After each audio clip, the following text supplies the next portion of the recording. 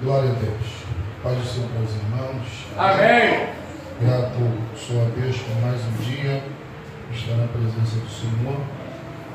E sabendo que pelo fato de nós estarmos aqui, é porque Deus simplesmente estendeu as suas mãos sobre a nossa vida.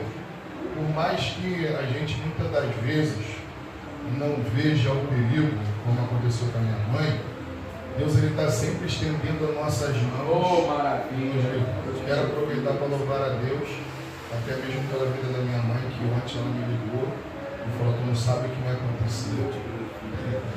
E ela falou que ela estava no ponto de um ônibus, e exatamente no momento que ela estava no ponto de um ônibus, uma árvore caiu em direção ao ponto de ônibus. E para ela estaria porque a mão do Senhor esteve e está em cima. Então nós glorificamos a Deus porque poderíamos estar no velório hoje, mas estamos cultuando a Deus, porque Deus, quando Ele quer, Ele guarda, Ele protege, Ele faz acontecer. Amém?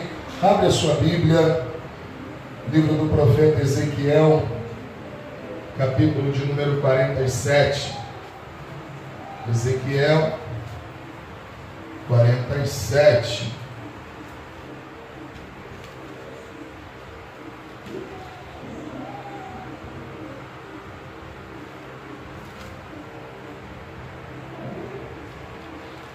Versículo 5. Ezequiel capítulo 47, o versículo de número 5. Você que achou, diga comigo, fidelidade ao Senhor. Fidelidade ao Senhor. Diz assim: mediu ainda outros 1000, e era já um rio que eu não podia atravessar, porque as águas tinham crescido, águas que se deviam atravessar a nado, rio pelo qual não se podia vencer caminhando. E você se assenta dando glória para Deus. Glória. Irmãos, esse texto aqui, ele algumas vezes ele já ardeu no meu coração. Algumas vezes eu já meditei referente a essa passagem, e pela passagem ela ser muito conhecida, como o nosso diácono Mário Jorge, ele sempre diz, muitas pessoas já pregaram, muitas pessoas já meditaram, já foi alvo de campanha, tema para conclaves e congressos. Mas eu compreendo, uma frase que eu ouvi há muitos anos atrás, é que se o menor versículo da Bíblia ele for pregado pelo maior pregador do mundo, e esse pregador esgotar esse texto a ponto de não haver mais revelações, esse livro ele já poderia ser pego e colocado como utensílio de museu. Mas sempre os antigos disseram que essa palavra ela se renova a cada dia. E eu acrescento dizendo que ela não apenas se renova, ela nos renova a cada dia. Então, se você quer se renovar, medita, ora, leia a palavra de Deus, e Deus vai te alimentar. Através do menor versículo que for da Bíblia, Deus fará coisas grandiosas. Estamos, irmãos, diante aqui do profeta Ezequiel, profeta chamado por Deus. Eu não vou me alongar muito na introdução, porque nós sabemos um pouco do profeta Ezequiel, que foi um profeta que na realidade era um sacerdote, filho, se eu não me engano, de Buzi, e Deus escolhe esse homem para que, ao invés de seguir o sacerdócio, ele pudesse profetizar. E o momento que ele profetiza é um momento de caos, porque ele não está na sua terra natal, ele não está em Jerusalém, onde ele foi criado, mas ele está vivendo um cativeiro dentro da Babilônia. Ou seja, só nesse período de passagem que ele viveu nos últimos 3 meses ou 4 meses, antes de chegar nesse texto aqui da sua história, já era um caos. Nem eu e nem você gostaria de estar passando ou vivenciando o que esse homem vivenciou, porque esse homem, além dele ser levado cativo, e quando alguém é levado cativo, ele presencia vários massacres, várias mortes, pessoas que estavam com ele sendo levados para esse cativeiro não aguentaram o translado e morreram à beira do caminho. Além de algumas pessoas não aguentarem, muitas pessoas eram assassinadas. E por fim das contas, antes que Deus pudesse concluir a obra que tinha na vida desse homem, a Bíblia vai dizer que Deus permitiu ou tirou a vida da sua própria esposa. Então você vai perceber que a história desse homem é uma história trágica. É uma história que nem eu e nem você gostaria de estar vivenciando, gostaríamos de estar na pele desse homem. Mas, por mais que ele houvesse passado tudo isso, Deus ainda o havia escolhido para usar a vida dele. Eu abro um parêntese aqui nessa noite para poder te dizer que independente do quanto você já sofreu, independente do quanto você já vivenciou, de repente você vai olhar para a sua situação e na sua situação você vai se sentir mais flagelado do que o próprio profeta Ezequiel. Mas independente de como você esteja se sentindo, tudo que você tenha passado ou vivenciado, saiba de uma coisa: Deus ainda quer te usar. O sofrimento não é sinal de rejeição de Deus. O sofrimento é marcas que Deus permite se manifestar em nossa vida para que nós venhamos ter testemunho para dar. O maior milagre, irmão, não é eu chegar aqui e dizer as minhas situações foram resolvidas. A minha conta de mais de 50 mil foi paga. Eu que estava perto andando de carro, morava lá no bairro 13, agora moro na Zona Sul. Esse não é o maior milagre. O maior milagre para mim, na minha concepção, é ainda que eu não consiga alcançar tudo isso, ainda estar de pé na presença de Deus. Porque isso indica que nenhuma das situações à minha volta alteraram aquilo que Deus me fez ser. Está entendendo? O importante é isso, irmão. Ele pode ter sido levado de Jerusalém até a Babilônia, ele pode ter perdido a sua esposa, mas nenhuma daquela situação alterou o que Deus tinha na vida de Ezequiel. E eu quero te dizer nessa noite: não permita que o mal altere aquilo que Deus te chamou para ser. Não permita que o diabo, por mais cruel que ele seja, danifique a obra e o chamado que Deus tem na tua vida. Louvado seja Deus. Entenda o que acontece. Do capítulo 44 até o 47 consecutivo, você vai ver visões sendo manifestas diante de Ezequiel. No capítulo 44, 45, você vai começar a ver Ezequiel falando do tempo, medidas do tempo, medida das recâmaras, medida das cortinas, medida das janelas, medida dos portais. Ou seja, ele está inserido dentro de uma visão espiritual. Ou seja, Deus está revelando coisas ocultas ao qual ele não poderia ver naturalmente. Quando chegamos no capítulo 47, ele é tirado de dentro desse templo e está do lado de fora. E quando ele está do lado de fora, ele observa que por debaixo da porta do templo havia saído águas. E essas águas que saíram por debaixo da porta do templo, de repente, elas iam se tornando como se fosse um ribeiro, um córrego de águas. Quando menos se espera, se apresenta um varão diante dele, e esse varão tem um cordel de medir ou uma cana de medir. Conforme esse varão ele vai avançando, Ezequiel não entende muita coisa, mas ele observa. E uma das coisas que ele observa é que esse varão, ou esse anjo, ou esse ser, ele mede 1000 côvados. 1000 côvados aqui é cerca de 500 metros. Ou seja, quando ele mede 1000 côvados, ele chama Ezequiel para avançar. Ele convida Ezequiel para avançar. É a primeira lição, irmão, que eu tiro dentro desse texto, dentro dessa passagem bíblica, é que Deus ele sempre estará nos chamando para avançar.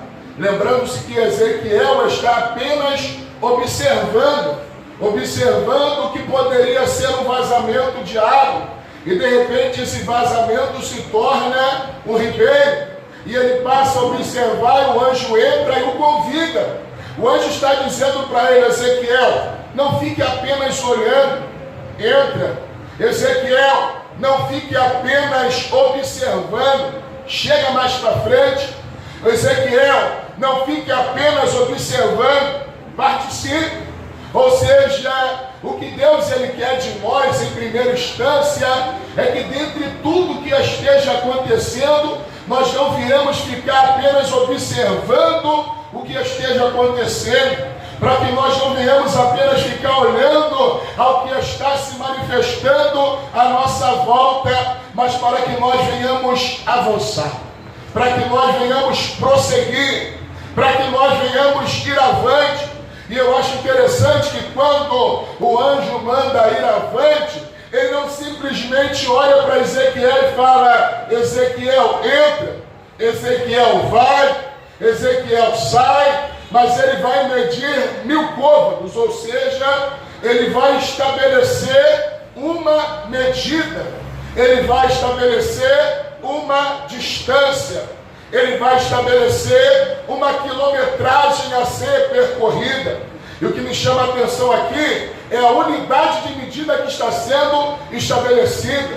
O texto poderia utilizar o metro, o quilômetro, a légua, a polegada, mas a Bíblia faz questão de utilizar a expressão côvado. Côvado é uma medida que ela pega aproximadamente da ponta do cotovelo até a ponta do dedo médio.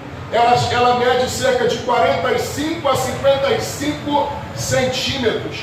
Quando está expressando aqui 500 metros, é um côvado médio.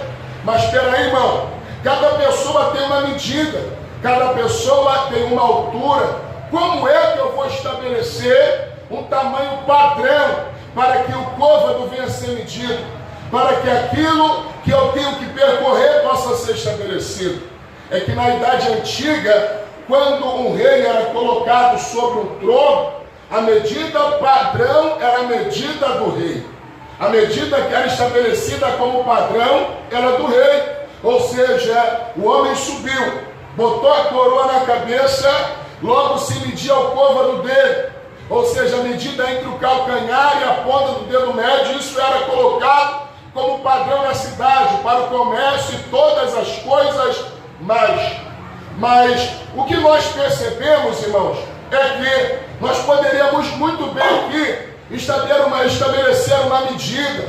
Ou seja, eu determino a tua medida, alguém na sua vizinhança determina a tua medida, alguém na sua parentela determina a sua medida. Isso daria uma confusão, porque se eu falo para o Misael é 5 côvados, ele vai medir pelo côvado dele. Se eu for medir pelo meu côvado posteriormente, vai dar menos do que deveria dar. Ou seja, isso haveria uma confusão. E quando eu penso em confusão, eu lembro de Isaías capítulo 6. O que acontece em capítulo 6 de Isaías? Foi o ano que morreu o rei Uzias. O que acontece no ano que morre o rei Uzias, ou anteriormente a isso? O trono fica vazio, porque o rei Uzias se mete a besta, vai mexer aonde não pode mexer, e Deus marca ele com uma lepra no meio da testa. Rei com lepra não pode ficar no trono, precisa se assentar, ir para a cidade e ficar lá distanciado. Ou seja, rei fora do trono, confusão. Por que tem confusão?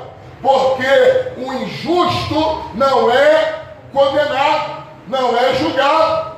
O justo não é justificado.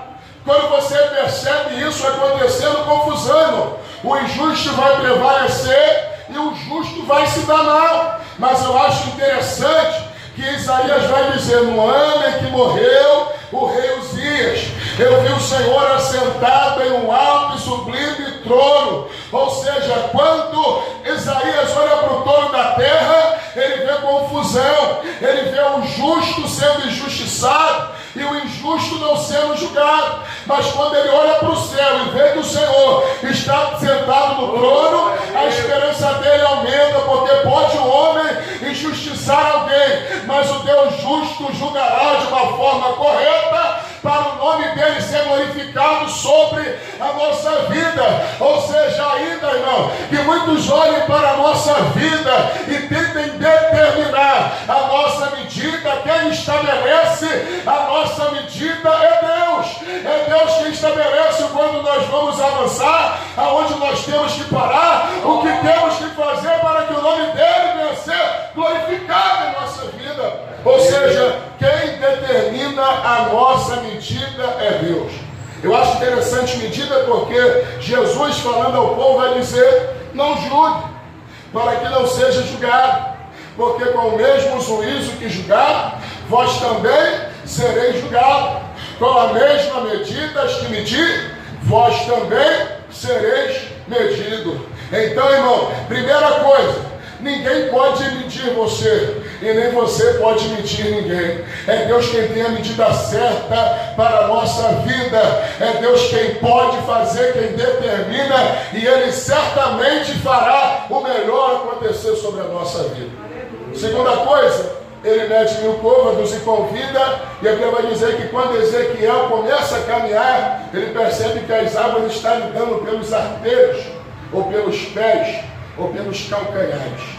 E pela Bíblia, irmão, é local de início, é início, é começo, né? Tudo que você vai começar na vida começa pelos primeiros passos.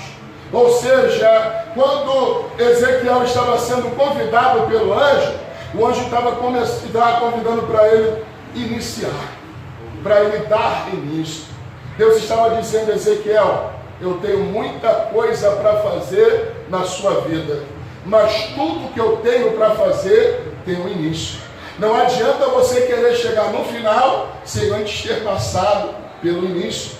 Não adianta você querer que o final se manifeste antes que você tenha passado pelo início. Pastor Neto falou isso pela manhã na escola dominical. Ele me perguntou: é claro, você gostaria de hoje ver o Ministério Emuná solidificado, concreto, com várias congregações, com vários obreiros, com vários membros? É claro que sim, mas antes você tem que passar pelo início. Ao início da história, ao início, aleluia, que a obra vai se manifestar. E embora todo início seja doloroso, dificultoso e confuso, nós temos que passar por ele, nós temos que avançar por ele. Então, em nome do Senhor Jesus, irmão, entenda aqui uma coisa: se alguém chegar para você e falar assim: eu quero fazer coisa grande na tua vida, coisa tal, aleluia, desconfie, aleluia, porque não adianta nada você chegar no degrau de cima sem antes passar pelo degrau de baixo.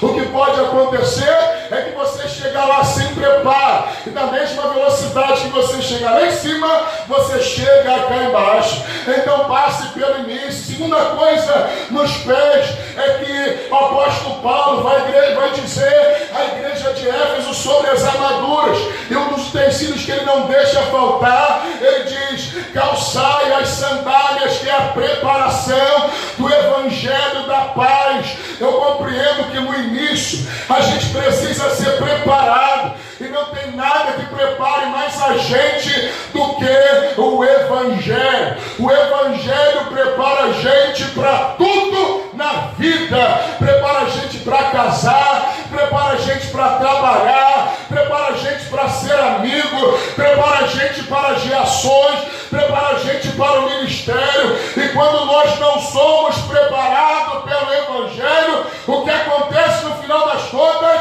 é quebrar a cara, é ter que voltar para o início para ser preparado tudo de novo. Então aproveita enquanto tu estás no início e seja preparado pelo evangelho. Aleluia! Você pode ter o pior patrão.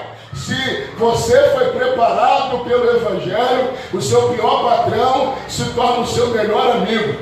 Você pode ter o teu pior vizinho, mas se você for preparado pelo evangelho, o seu vizinho se torna o teu melhor amigo. Você pode ter os piores clientes na sua empreitada, mas se você for preparado pelo evangelho, os seus piores clientes se tornam os seus melhores clientes. Então deixa o evangelho te preparar, porque o problema não está em quem se levanta contra a sua vida, o problema está na sua reação. O problema está quando você não é preparado pelo evangelho,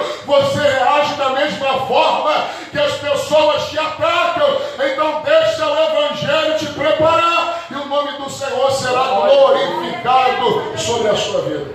Interessante que quando ele mede 1000 côvados, o anjo passa a avançar, e depois que ele avança, medindo mais 1000 côvados, ele convida.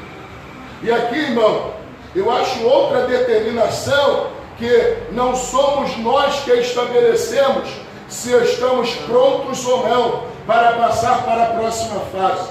É Deus quem determina o quanto nós podemos avançar e o quanto nós temos que nos preparar. Então, irmão, entenda aqui uma coisa: se Deus não te chamou para a segunda fase, espera na primeira. Continua se preparando, porque quanto mais preparado você estiver, melhor você será lá na frente. Quanto mais preparado você estiver, melhor será a sua caminhada. Quanto mais preparado você estiver, menos brechas o diabo encontrará na sua vida. Então deixa Deus te preparar, deixa Deus fazer a obra na tua vida, e o nome dele será glorificado sobre você. Medindo mais 1000 côvados, e de repente a água se lhe dá pelos joelhos. E quando eu vejo o joelho na Bíblia, eu não tenho como falar de outra coisa senão oração. Ou seja, nós precisamos orar.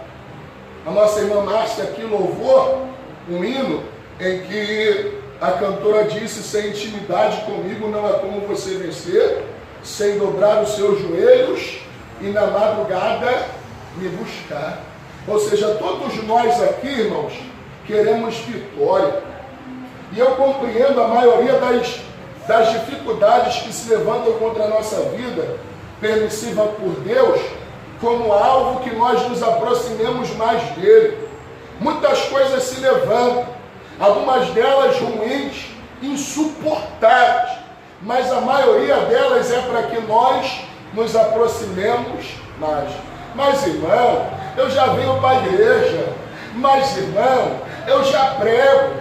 Mas, irmão, eu já faço a obra. Mas Deus, ele quer sempre que nós nos aproximemos mais dele. E eu acredito que um dos caminhos mais bem-sucedidos para que nós venhamos nos aproximar de Deus é através da oração. Então a gente precisa orar mais.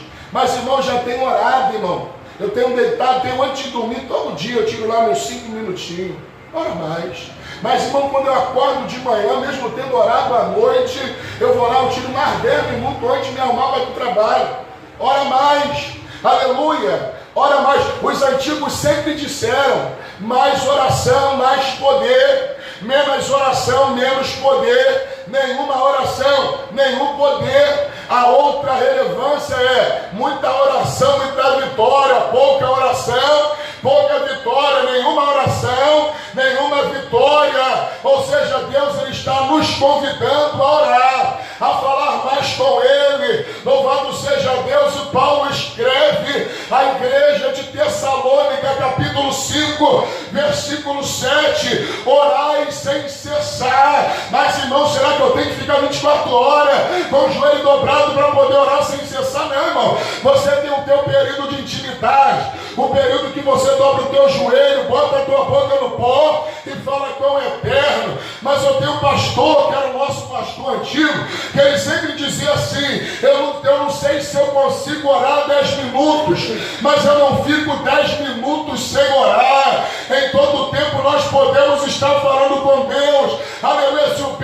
Se o vento bateu na tua pele e te trouxe uma refrescância, agradeça a Deus por essa brisa. Se de repente a chuva veio e você não gostou, agradeça a Deus: Pai, muito obrigado por essa chuva, porque de repente eu não precisava dela, mas tem alguém que está precisando. De repente você tomou o caminho errado e a tua distância para a tua casa aumentou. Agradeça, Pai, muito obrigado por ter errado o caminho, porque de repente naquele caminho que eu planejei passar, haveria um laço de morte para a minha vida, e o Senhor me fez mudar o caminho para me preservar para ti. Ore a Deus, fale com ele. Está em dúvida, está em dificuldade, fala com o Senhor, porque Deus tem coisa para realizar na tua vida, e as maiores coisas que Deus tem para realizar em você é através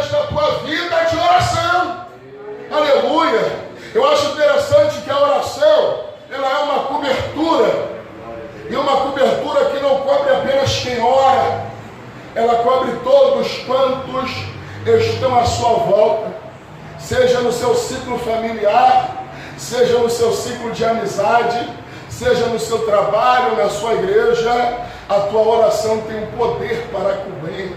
Então continue orando, continue buscando a presença de Deus. Eu acho interessante uma coisa, Deus convida Ezequiel para orar, e não adianta, irmão, se Deus convidou para orar, tem que orar. Se, aleluia, a condição para você mudar de fase for oração, não adianta, tem que orar, porque senão a fase não muda. Imagine se Ezequiel parasse com as águas no joelho e ficasse: não vou orar, não vou orar, não vou orar. Água passaria, passaria, passaria e nada mudaria. Ezequiel continuaria plantado no mesmo lugar. Em nome do Senhor Jesus, ora. Não é tão difícil não, irmão. Não precisa falar bonito, não precisa conhecer a Bíblia de Gênesis, Apocalipse. Precisa ter um coração sincero, reto.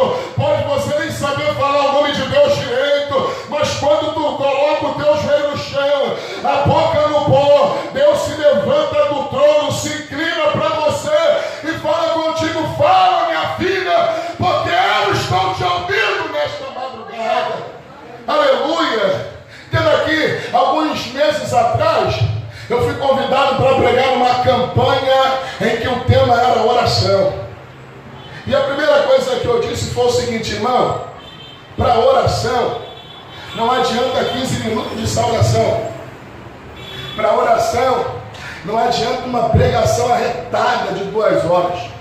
Para pregação não adianta um simpósio de 6 meses, nem muito menos um seminário. Para a gente conhecer oração, a gente precisa viver oração. A gente precisa botar a boca no pó. A gente precisa sentir o que se sente quando está orando. A gente precisa sentir a delícia que é colocar o joelho no chão, colocar a boca no pó, e quanto menos você espera, o céu está se abrindo sobre a sua cabeça. E muitas das vezes até acontece de faltar palavras para sair da sua boca, mas de repente teu coração aperta e as lágrimas vêm no teu rosto. Aí que foi que é mais gostoso, porque onde tem lágrima do homem tem bálsamo de Deus. O bálsamo é derramado sobre a tua vida, e parece que 15 minutos, 20 minutos, 30 minutos de oração te alimentou mais do que uma noite inteira de sono. Então, em nome do Senhor Jesus, irmão, eu sei que é difícil, o diabo bota barreira, bota cansaço, bota impedimento, mas ora em nome de Jesus, ora em nome do Senhor Jesus. Se o nosso coração, ele bombeia sangue para todas as partes do nosso corpo, a nossa vida de oração, ela estende a mão de Deus para todas as áreas da nossa vida. Bendito seja o nome do Senhor. Ora, está difícil? Ora. Aleluia. A Cassiane diz: então louve, simplesmente louve. Está chorando, louve. Está sofrendo, louve. Eu diria: está ruim, ora. Está sofrendo, ora. Está doendo, ora. Porque aí sim a tua oração invade o céu. Aleluia. Louvado seja Deus. A Bíblia vai dizer que um homem, Daniel, se colocou para orar. Quando ele começa a orar, ele vai orando, vai orando, vai orando, e a resposta não vem. No 21º dia, de repente um ser iluminado aparece diante dele e olha para ele dizendo: aleluia, Daniel, varão muito desejado, desde o primeiro dia em que tu se propôs a orar, a tua oração foi ouvida no céu e Deus me enviou para te dar resposta. Mas por que tu demorou? É porque demônios colocaram barreira para que eu não chegasse até aqui. Mas enquanto ele estava orando, aleluia, Deus mandou reforço e o nome do Senhor foi glorificado. Ora que melhora, ora que a situação muda e o nome do Senhor é glorificado sobre a sua vida. O tempo está passando. Ele avança mais 1000 côvados, porque o anjo mede, e ele vai ver que tem águas pela cintura. E quando eu vejo água pela cintura, tem 3 lutadores aqui, treino lutador, a graduação é pela onde? Pelas faixas, né? Você mostra a graduação pela cintura, pelas faixas. E no passado não era diferente. Todos os homens, no passado, o seu grau de importância era dado pelo cinto que vestia. Todo mundo usava túnica longa, comprida, algumas talar, algumas de manga curta, mas a diferença entre um vestido masculino e uma túnica masculina e uma túnica feminina era o cinto que eles usavam. Alguns reis usavam cintos mais belos, o sacerdote usava cinto de linho, ou seja, tudo que o homem era se determinava através do cinto que ele usava. Ou seja, quando você passa pela fase do preparo, passa pela fase da devoção, inevitavelmente você vai chegar na fase de honra para a tua vida. Ou seja, nós precisamos ser preparados, nós precisamos orar, e a honra de Deus virá sobre a nossa vida. Mas, irmão, você não sabe pelo que eu estou passando, mas é assim mesmo. No livro do profeta Isaías, capítulo 61, versículo 7, a Bíblia vai dizer que Isaías profetiza: no lugar da sua vergonha, o Senhor te dará dupla honra. Então, irmão, não se preocupe. Está passando por vergonha? Estão se levantando contra a sua vida? Você está sendo preparado? Você está orando? Não se preocupe. A qualquer momento a honra de Deus virá para a tua vida. A honra de Deus se manifestará sobre você. Quando chegamos no versículo de número 5, a Bíblia vai dizer que o anjo mede mais 1000 côvados, e quando se vê, é um rio que não mais poderia andar, não poderia vencer apenas caminhando. Era necessário que ele nadasse. Isso me chama a atenção, irmão, porque nós precisamos passar por várias fases. E em cada fase que nós passamos, nós alcançamos uma profundidade maior. Sendo que andar com os arteiros dos pés, com água nos arteiros, é fácil. Tem alguma complicação, tu tem que levantar um pouco mais o pé para andar, mas você consegue andar. Você andar com a água no joelho, tem as suas complicações, mas você consegue andar. Quando você chega com as águas na cintura, tem algumas complicações, mas você ainda assim consegue andar.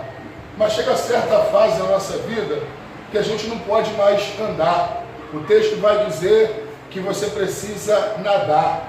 A profundidade é tamanha que você não consegue andar. O que me chama a atenção aqui é que muitas das vezes você consegue ver pessoas que se desempenham bem enquanto a água chega até a cintura, mas quando Deus requer um pouco mais dele, é onde as coisas dão errado. Ele não consegue avançar, e ao invés de ele avançar, ele acaba retrocedendo. E o meu conselho aqui é para que nós aproveitemos as fases para aprender a lidar com as situações que temos vivenciado.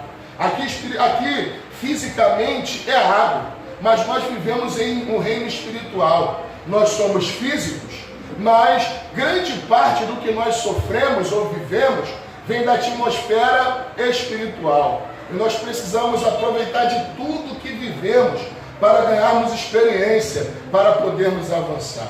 Eu encerro aqui dizendo que uma certa vez, Pedro e Jesus está vindo na praia de Tiberíades, e de repente Pedro não estava vestido adequadamente. A Bíblia diz o quê? Que ele pula na água e vai nadando. Isso me leva a entender uma coisa: Pedro, ele sabe nadar, mas tem uma outra situação em que a tempestade está grande, a tempestade está tamanha, e a Bíblia vai dizer que de repente eles começam a olhar para a tempestade, o pavor alcança o coração deles, e a Bíblia vai dizer que eles veem uma silhueta andando pelas águas na direção dele, e eles começam a cogitar: o que é isso? É um fantasma? Aí aquele que está vindo vai dizer: sou eu, não temas. Pedro vai dizer assim: Senhor, se é tu mesmo, ordena para que eu vá até ti andando pelas águas. E a Bíblia vai dizer que Jesus fala: vem. Pedro vai, começa a caminhar, mas de repente o vento bate. Ele olha para o vento e começa a afundar. E aí ele começa a dizer: socorre-me, socorre.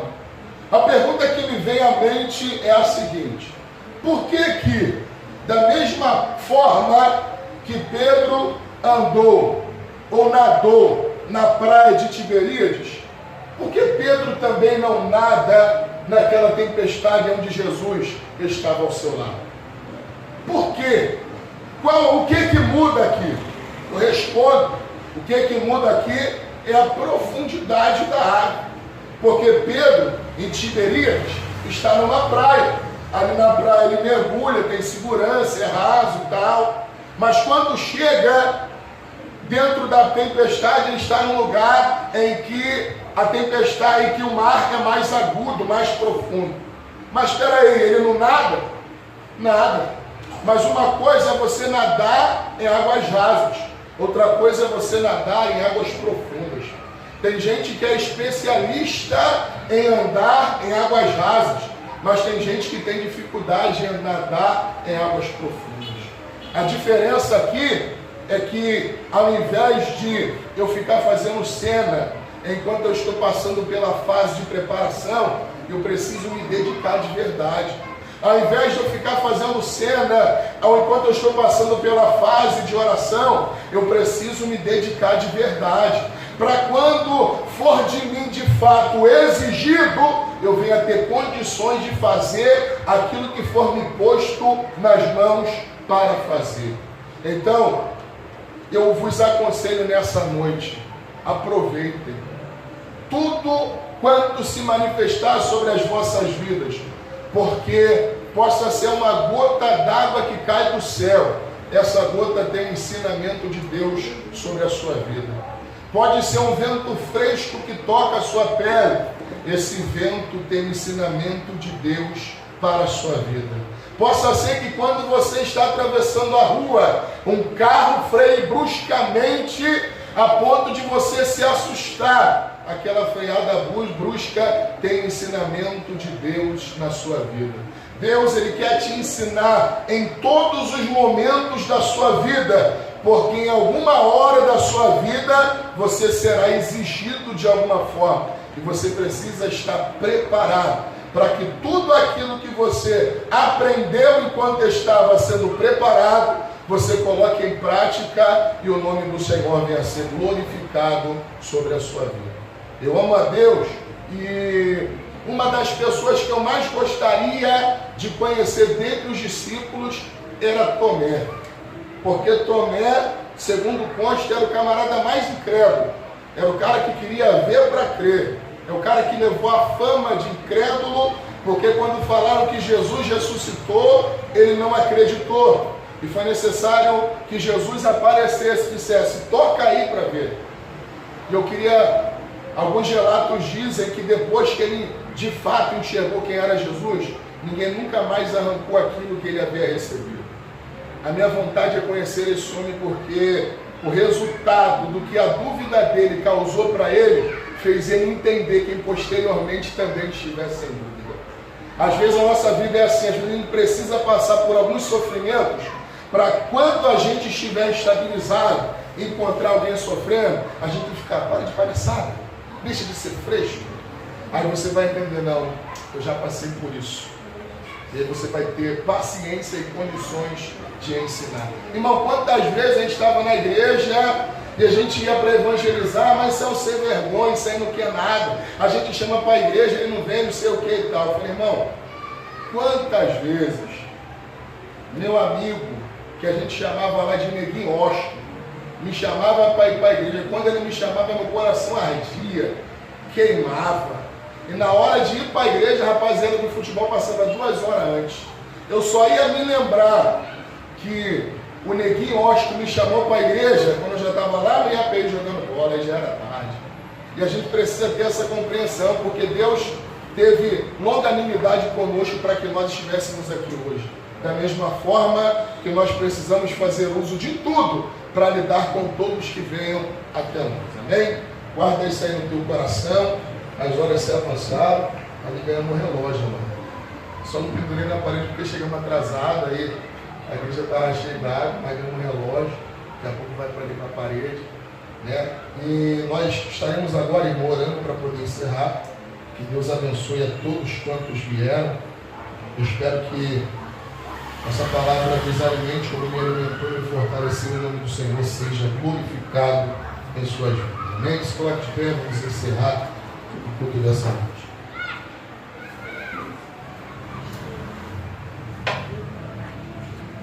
Deus Todo-Poderoso, Pai Celestial, eu louvo ao Senhor, bendigo ao Teu nome pelos Seus feitos, as Suas maravilhas, pelo privilégio e oportunidade que o Senhor nos tem dado de estarmos em Tua casa, Senhor Deus. Obrigado, Pai, por cada vida, Senhor Deus, que se deslocou, se mobilizou, Senhor Deus, se encorajou para vir à Tua casa, Deus. Pai, Tu sabes o que cada um temos enfrentado, cada dificuldade que temos vivenciado, Senhor Deus, e o quanto o nosso adversário, ele busca levantar situações para que nós não venhamos estar em Tua casa. Ó Pai querido, Pai Santo, e nós também queremos te agradecer todas as vezes que conseguimos chegar, porque a barreira caiu por terra e o Senhor nos ajudou a chegar até aqui. E se chegamos aqui não é em vão, Senhor Deus, é porque o Senhor tem trabalhado em nossas vidas. A minha petição a Ti é que o Senhor continue trabalhando em cada vida, em cada coração, em cada mente. Aos que estão fracos sejam fortalecidos, ó Pai querido, aos que estão desanimados sejam animados pelo Senhor, ó Pai querido, encorajados pelo Teu Espírito, para que venhamos avançar em Tua presença e o Teu nome venha a ser glorificado em nossa vida. Senhor Deus, trabalha na vida de cada um. Senhor Deus, leva-nos em paz e segurança para os nossos lares, nos guarda, nos livra e nos proteja. É o que nós te pedimos e já te agradecemos em nome do Senhor Jesus. Amém.